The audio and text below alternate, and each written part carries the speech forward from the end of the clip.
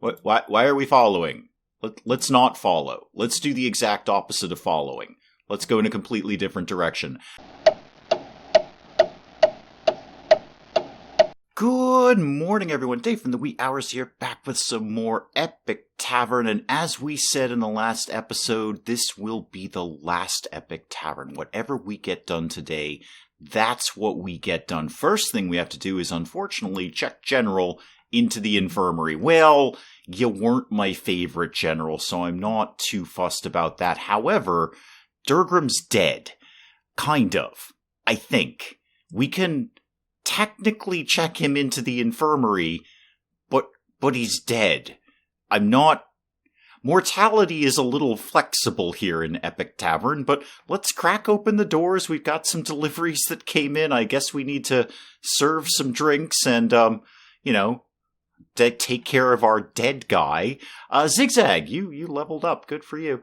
What could we do with you? Let's tick the social up a little bit, and how about some locks and traps and strategy and acrobatics?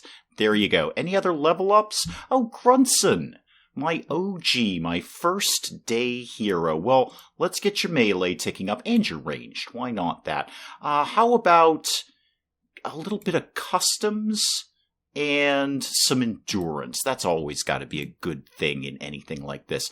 Okay, everyone's dealt with. Let's get some drinks served around here. Oh, you wanted to be hired. Yeah, sorry, we're not doing that at all anymore. Well, Zigzag's got a quest over here. We'll take a quick look at that. Green with Envy. Tavern's assistant chef Mila has been filling in since Hans's death, but a permanent replacement is still needed. Roiler Green in Valridge is famous. Seek him out and hire him as a new chef.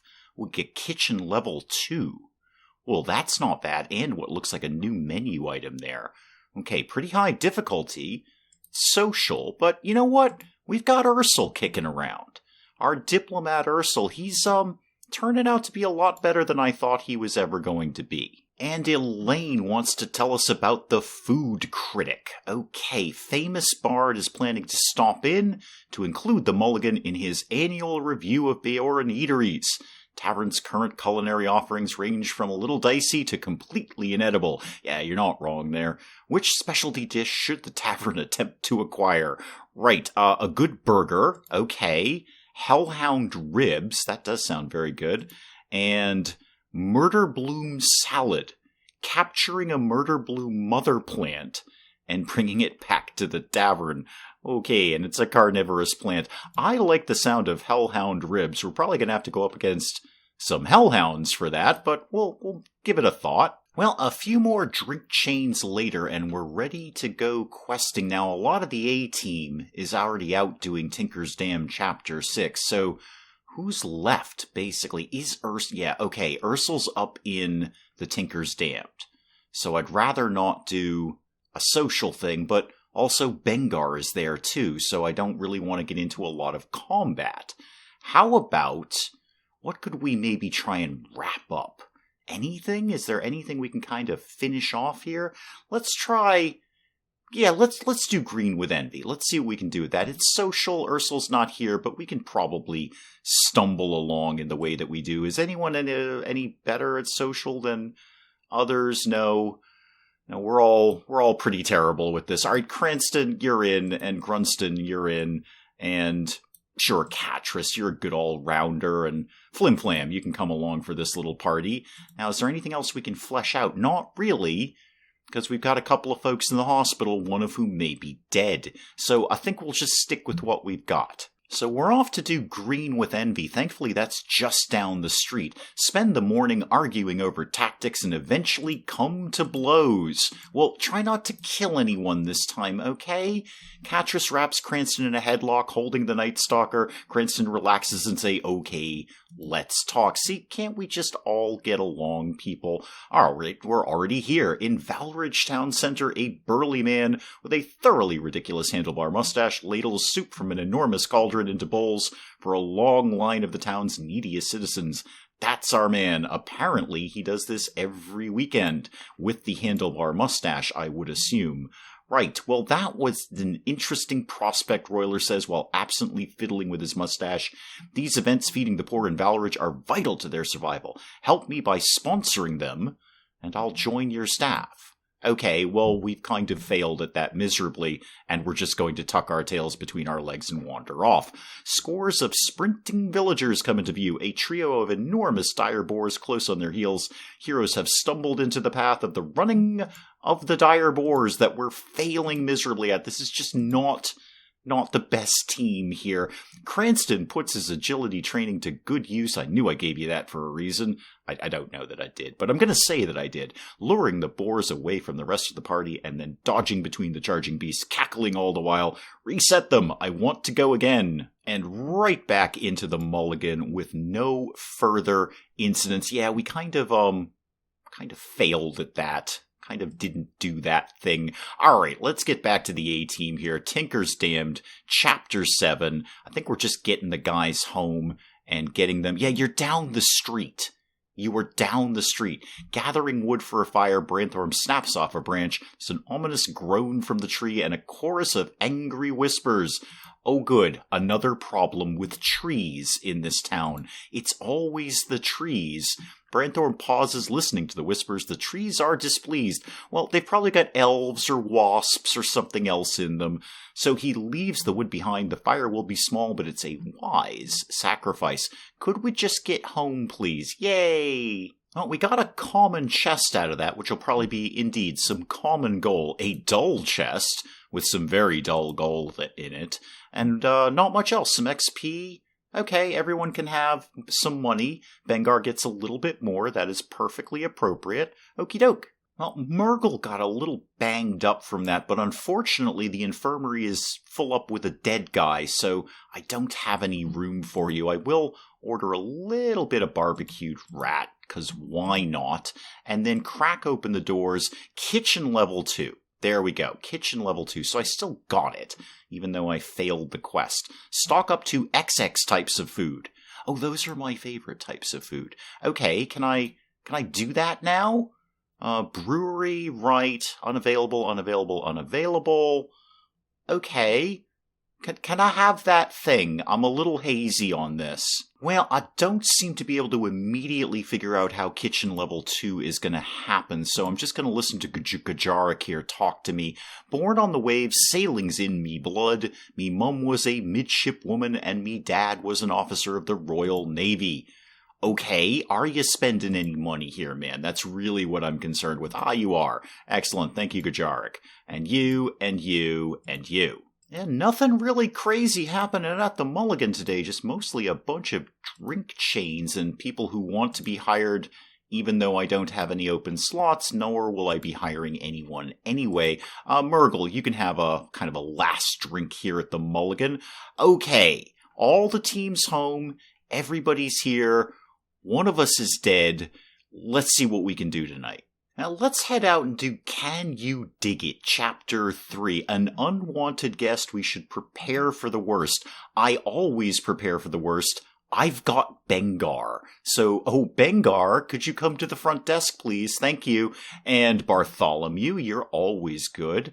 Let's bring... Are we going to do this as an A-team one? I'm going to keep Ursel back, just in case I want to do a super social one. But I will tape... Murgle's a little banged up. You're coming along anyway, Murgle. And Cranston, you're actually a pretty decent all-rounder, except for the complete lack of any survival skill. You can come along on this. Okay, what else could we do? Jug of Grog, possibly. It would be potentially an upgrade to the Mulligan. Sure, why not? Oh, Ursel, I've got something for you to be doing around here. Ursel, come here. And Durgrim. You're dead, so no. Flimflam, there you go. And Catras, you can come in on this.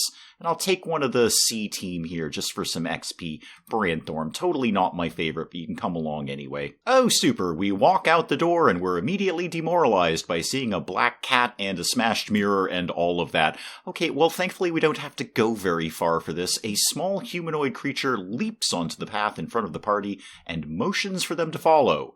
Why are we following? Let's not follow. Let's do the exact opposite of following. Let's go in a completely different direction. They decide to follow it, figuring something that size can only do so much damage. Leads them to a cavern where a small pile of gold glistens in their lantern light. Zigzag turns to thank the creature, but it's gone. Okay, some quick gold there, no problem with that. And then I think we're sliding right back into, yeah, there we go. Flimflam wheels up to Shihan's Curiosities in Nextanova. Anyway, we're at the place. The orc proprietor brings him out back to the storeroom. The space is dominated by casks of orcish grog that Branthorm apparently failed, but Catrus is in there, so that's good. Flimflam gets the win, and Ursel, obviously. That's why I brought you, Ursel. You sure do have a lot of stock here, Oddjob nods at the drinks. True, so why don't you take another barrel? Okay, so we got even more of that. Yay. Okay, do we have like a new thing now? Apparently we do, we're out of here. At the center of a roadside cemetery is a mausoleum whose door faintly glows with a blue light. Heroes move closer to investigate. Guys, we're making really poor choices here today about the level of danger versus our level of walking into things without knowing what they are. We're making very bad choices. Nice heroic from Ursel, though. Appears to be a simple ward, Catrus says, waving her hand and dispelling the blue protective field. With a push, the door creaks open, and the heroes head inside. The adventurers step into the mausoleum and are greeted by a spectral figure in formal wear and a monocle. He peers at the heroes expectantly, and even more expectantly at Branthorm after that failure. And Catrus, come on. Flimflam? Really? Okay, it's all riding on you, Ursel. Thank you, Ursel. Catrus nods to the spirit and kneels in silent prayer. The apparition seems pleased by the action and slowly fades away. And in place they find a golden horse figurine. The local pawn shop is happy to take off their hands. Nice little chunk of gold there, not bad. And right up the street and back in the mulligan. Okay, new drink on the menu completed. We got some gold, we got some XP, we've got some stuff. Everybody can have some money so you can afford drinks in the mulligan. And we're off to Can You Dig It? The whole truth. Preparing for the worst. Again, I've got Bengar. Bengar's got a severed zombie leg. We are fully prepared. Foreman Hornwood leads the heroes to a 2-foot wide hole in his backyard. Bartholomew throws a rock into the depths and receives an angry chittering in response. Oh good, it's more bugs. Uh-oh, he says, moments before an insect the size of a large dog bursts from the hole and attacks. I'm not expecting much out of anyone except Bengar, but we've Bengar. Bengar. What's up, man? Should I have clicked on you first? Is it because everyone else got really, really good successes? Were you just kind of in a huff? I should have clicked on you first, Bengar. I won't make that mistake again. After a fierce battle, the heroes are able to defeat the skittering menace. My thanks, brave heroes, Foreman Hornwood says, handing them a bag of coins. Similar holes have been appearing throughout Millston. Oh good, more bugs. Well, out of all that, we got some money and some XP and maybe wine cellar level 3. I'm not really 100% on the whole upgrades things, but I'll see if I can have a peek at that. Anyone? Wow, everyone got a little demoralized there. Yeah, that black cat in the mirror and all of that. Ursula, is there anything we can do? We can put you in the bathhouse. Have a bath. It'll make you feel better about everything. Durgrim, when do you anticipate you might be alive again? Because you're kind of tying up a bed, if I'm honest. Now, Murgle, however, can go to the infirmary because whomever was in there, I don't immediately remember. Was it General? I think it was General, is out. So Murgle, go hang out with Durgrim. He might be dead. We're not 100% on this. Well, allegedly, I've got Wine Cellar level 3. Let's try managing expansions. Okay. 650 gold. Okay. Yes, okay again. Okay, cool. We've got Wine Cellar level 3. All right. Okay, good. Well, that's a thing then. Well, then I can up the number of drinks on the menu. And we've gotten a note from Ignatius Mordred. Apparently he has some information about my parents that will interest me. Well, they all died horribly, along with some of their friends. Although apparently in Epic Tavern, death is sort of a vague, nebulous thing that might not be as final as one traditionally thinks it is. We'll have a think about that while I serve some more drinks here. Get you something again, and get you something again. Ramsey the Mountaineer wants to get welcome to the mulligan. Welcome, Ramsey. What's your deal? Not much of anything. except some very obvious mountaineering skill. What with you being a mountaineer and all. So no, we're not really looking for that right now. Exactly, mountaineering. We're basically sort of flat here at the Mulligan. There's not much to climb. I think we climbed a ladder once, but that was about the extent of heights that we do around here. All right, this should be the last thing that we do, and then let's do one more night of quests. This is it. Last time. Now let's see what we can do with some hellhounds. Every dog has its day. Obviously, I'm going to want to go ahead and grab Bengar for this one. What else might potentially be an issue here? I know, Ursel, you're a little bit banged up, but it's going to be fine. It's fine. You don't need a bath anymore. You're just mildly demoralized about life. And Cranston can come in and... Wow, Branthorm, you were just terrible last time, so I'm taking Elaine instead. All right, I'll accept that, and I'll put together one more. What do we think? They're all chapter 1s. I'd love to wrap something up, but they're all chapter 1s. How about the Cavern of Delights? That's where I'd like to spend a Tuesday afternoon. And what are we looking at? Primarily mind? Unfortunately, our guy who's really good for mind is kind of dead. Maybe. We're not 100% on that. But might be dead. Catris, you can come in on that. And then... Well, Bartholomew, just because you're an awesome all-rounder and you're just terribly wonderful about things. And sure, Grunson. Very, very solid team there. So off we go towards the Cavern of Delights when we're pelted by rocks. I think we can deal with rocks. We fought every other form of natural thing. Rain, snow, fog. I think we can deal with some rocks. Or children throwing rocks, as the case may be. Paladin scrambles after the young'uns and gives them a lecture on appropriate and inappropriate times to throw rocks. There are many appropriate times to throw rocks, 4 of them, in fact. An enormous claymore stands upright in a weapon rack in the center of an otherwise empty room. As the heroes step into the room, the weapon rises into the air of its own accord and attacks. Well, Grunson seems to have dealt with that problem just fine. Oh, come on, Bartholomew, are you not feeling good today? You're like one of my main guys, you and Bengar. Whole crew is leaning on you and Bengar. Well, maybe you're just having an off day there. Fortunately, the giant weapon is slow-moving, and the heroes suffer only minor injuries, beating on it until it crumbles into the ground. In the center of the passage stands a table bearing an elaborate stained-glass slide puzzle. Behind heavy iron bars in a nearby alcove, an open chest full of gold waits to be claimed. Flimflam shrugs and starts moving puzzle pieces around. Flimflam can barely tie his own shoes. I don't think he's a puzzle kind of guy. An hour later, the heroes are no closer to solving the 6x6 slide puzzle. I got nothing, Zigzag cries, throwing his hands up in frustration. Let's go. Yeah, that's what I get for putting Flimflam on the team there. An iron-bound chest sits alone on a dais. A placard reads, "It's not a bird, though feathered, and it has a mobile nest. It's quick in flight, and having flown, it always stops to rest." Well, Grunson's figured it out, apparently. There we go, Bartholomew. That's the Bart I know. Can I call you Bart? I feel that I can. Even Flimflam gets that one. An arrow, Grunson says. The chest pops open, and within they find a pile of gold. I knew that skill would come in useful eventually. Well, you say a pile of gold. It's 80 gold. It's a small pile of gold. Catris lets out a nervous cough as he tries to resist a swell of anxiety. It's so damn dark down here. Ahead, the tunnel widens around a decrepit wishing well. A sign on it reads, "Modest wishes granted, 1 per party. Overreach and get nothing. Modest wishes only, people." Zigzag, you could probably make a wish to be able to tie your shoes. "I wish for a magical blessing to help us in the battles still to come," Flimflam says. Heroes immediately feel imbued with additional power. Oh, we need to get one of these for the tavern. We've got combat inspiration. Will there be combat?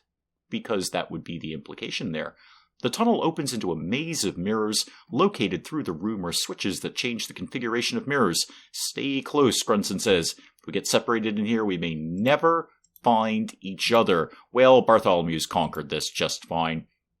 By staying along the right-hand wall and following it through the maze, Grunson eventually leads the group to the exit. You know, one of these days I'm going to make a maze that doesn't have the whole right-hand wall follow that and you'll get out thing. I'm going to make all lefts. nothing but left-hand turns. After an exhausting journey into the underground cave system, party finds a glowing fountain. Shimmering liquid humanoid form rises from the water's surface. It speaks. You will find your mind seared by esoteric fire. Wow, what a cool sentence. Without great cleverness, expect the worst. Have you met these people? Are you expecting great cleverness out of anyone who patronizes the Mulligan? Because I'm not, and I run the place. Oh, apparently Grunson did very well. Bartholomew, not as good there. Could have done better there. Okay. After a grueling battle of thoughts and ideas, the party finds themselves silent and broken. I just can't think about this ever. Bartholomew noticed, hey, it's gone, and look what it left behind. I'm grabbing it. It's just a common loot chest. It's not that big a deal, but okay. While crossing a bridge, a purple hand reaches up and grabs Catrice's ankle, dragging her over the edge. The others leap into the water to help. Oh yeah, Bartholomew definitely did some leaping there. That was some hardcore leaping. Troll crouches in the river, dangling Catrice by the leg. Party charges in, unloading on the troll and forcing it to drop the paladin and retreat while muttering a string of apologies. Oh good, we got an apology out of it. Are we home? I believe we're home. Well, there's our common chest that we got, which has a very, very common amount of gold. We didn't need to get that excited, but we did get a thing, a choir robe. I think we've seen that before. I'm pretty sure we've already got one of those somewhere along the way. Good chunk of XP, though. Everyone can have some money. There you go. No, Flim Flam, I'm going to give yours to Bartholomew because I like him more. You know, I only realize now as I look at them, I'm basically asking Bengar to lead the team. These are B and C class people, although Ursel, you really are kind of a team member, but basically Bengar is leading the noobs out into battle with his severed leg. Bengar is the leader now. I've given everything over to Bengar. Ursel, you better keep an eye on things around here. Alright, we are out of the Mulligan, off to find some hellhounds. Trees here are dense, with very little light reaching the ground. Navigation will be tricky. Well, Elaine, you're a hunter. You should be really good at that sort of navigation thing. However, Bengar is better at it. Party find their way through the forest thanks to a clever use of moss. How far up is this? I think this might be a long journey. Adventurers buy a pie to cheer themselves up. Okay, we're fighting pie. Wow, Ursel, it was a social skill. This is literally why I brought you along. Thank goodness everyone else got it. Argument goes back and forth until Ursel relents, accepting the smallest piece. Well, you should get the smallest piece. You failed at the thing. A lone knight bars the adventurer's path, demanding a duel. Okay, so a lone knight took a look at Bengar leading the troops here. An insane, stupid orc clutching a severed zombie leg as his weapon, and said, I want to fight this guy. You, sir, you are the bravest knight I have ever run into, because Bengar just smashed you into the ground like a tent peg with his severed leg. Not his severed leg. I mean, it belongs to him. But it belonged to somebody else before it belonged to him. The knight fights valiantly, but is defeated by Bengar. Yeah, you're darn right. Your severed leg strikes true. Oh, sometimes you just can't beat the sentences in this game. The party is ambushed by an adorable pack of Rabikin. Oh no, they're rabid Rabikin. Again, Bengar, I think we can just settle this. Actually, Ursel. Okay, I brought you along for social, you failed social. I don't bring you along for combat, you nailed the combat. You're good at squishing rabbits. Bengar and Elaine run in opposite directions, confusing the Rabikin, allowing the heroes to escape unharmed. Well done, Ursel there. Look out, a rocky rise in the path collapses on the diplomat. Are we going to lose Ursel? Because I can't really afford to lose Ursel. Ursel takes a pretty serious beating from the boulders, but between his toughness and the party's limited knowledge of first aid, permanent damage is averted. However, Ursel did get a pretty big hit there. Following a winding path up into the mountains, they spot a young hellhound roasting an arctic rabbit with its fiery breath. Elaine holds up a hand to silence the others, intent on tracking the creature. Oh, I unintentionally brought a hunter along when I really needed one. Good. Because everyone else failed, we still failed. Elaine takes point following the hell pup from what she hopes is a safe distance. Beast leads them along a winding path where it abruptly stops and turns to face them. A low growl from behind them is immediately followed by another to the side, and another, and another. This is where Bengar comes in, though. Not wanting to get all roasted by a single burst of flames, the heroes split up and attack. Oh, we're all doing this individually, are we? Okay, super. Heroes carve up the young hellhounds in a glorious battle that leaves smoldering meat scattered throughout the cave. Good doggy, Helene says, blanching as she locks eyes with a furious motherhound who just witnessed the death of her pups. Yeah, that could be bad. Watch the breath on that one, Ursel says, circling away from the giant hound. Angry Beast stalks forward, and the heroes leap to attack. Thank you, Bengar. The heroes alternate attacks except Elaine, who fails, keeping the hellhound confused and unable to focus its fiery breath. A fatal blow by Ursel ends the fighting. By Ursel?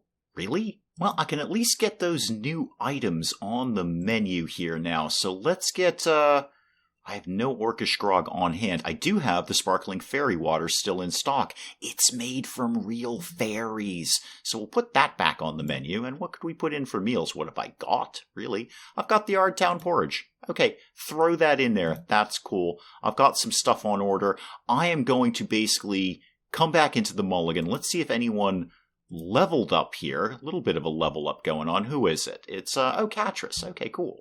We'll have some more melee. You're actually really rather lacking in there. You know what? I'm just going to dump it all into melee. There you go. Anyone else? No. Okay, I'm going to go right back to the team. I'm going to not bother serving a single person here. I just want to get Bengar home. And as we break camp, we can't figure out how fire works because we've lost our flint. Thankfully, we managed to deal with that in a somewhat sensible manner. With a determined gleam in his eye, he deftly manipulates small twigs and other scavenged materials as Elaine looks on. So, Bengar, the orc with the severed leg, beat out the hunter in terms of, surviving off the land. Good job, Bengar. I like that about you. You're full of surprises. The weather changes suddenly, and we are once again combating rain. We are challenged by rain. Thank goodness for Bengar on that one. See, Bengar, he knows how to live out in the wild. He can do fire and he can do water. Elaine leads them to a grove of trees. No, she did not. She failed miserably. Elaine drops the map in the campfire, burning a few roads off. Finding their way might be a challenge now. It's right there. It's right down the street. You can see it. It says the tavern right down here. Elaine, you're like the world's worst hunter. You're just terrible at this. We're all terrible at that, actually. Party loses valuable time after following the wrong fork in the road and having to double back. We're right there. It's right here. It's right here. Ursel walks past the scarecrow, thinking nothing of it, until it jumps to life. You verbally assaulted my cousin. Now you'll pay. Wow, Ursel, you pick strange enemies. Really, you do. Wow, we are terrible getting home. We're just trying to get home, Bengar, I swear. Scarecrow unleashes several magical energy orbs that strike the party. Fortunately, he's still impaled on a pole, so the heroes are able to easily avoid him and continue on their way with only minor injuries. We are not doing well getting home here. Bengar glances down an alley and sees a group of teenagers loitering ominously. Ominous loitering. Ursel's got the problem solved here. Yeah, Ursel's got this. Weapon Master asks what the teens are waiting for. The rival gang, the leader responds. Are they going to be dancing and snapping their fingers in unison? That would be very, very cool. Bengar explains to them there are better things to fight, like raiders or geese. Bengar. They nod and head off to the pond. And despite failing miserably, we did manage to make it finally home there. We've got the Hellhound Ribs. We've got a little bit of rep. We've got a little bit of XP there. And with the full team finally home and Durgrim possibly alive, I do notice he's not in the infirmary anymore, so he may have cured his terminal nature. I'm not... Death is very fidgety in Epic Tavern. I was pretty sure Durgrim was dead. But anyway, with the full team home, that is where we're going to call it a day on Epic Tavern. We've been here in Epic Tavern in the Mulligan for a very long time, and it's time to move on to something else. I have had a ton of fun playing this with you guys, and I hope you've had some fun watching it. Do please let me know in the comments what you thought of Epic Tavern. And hey, if you enjoyed the video, do please leave a like down below. It does cheer me up no end when people do that. And if you're new to the channel, maybe just checking it out for the first time, feel free to hit that subscribe button. Bengar would appreciate it. Bugs are inherently stupid, and they get in places and they can't get out. You know what places they get in? Things that are wide open that don't have screens over them. It's a piece of mesh. We figured this out like 100 years ago. What is wrong with the British, the Irish? I'm just going to keep shooting Hildegard until she goes away, which is my response to most nuns, really. So now, the pit of death is carbon dioxide, polluted oxygen, polluted water, and urine. I've just made it just a little bit worse for everyone down here.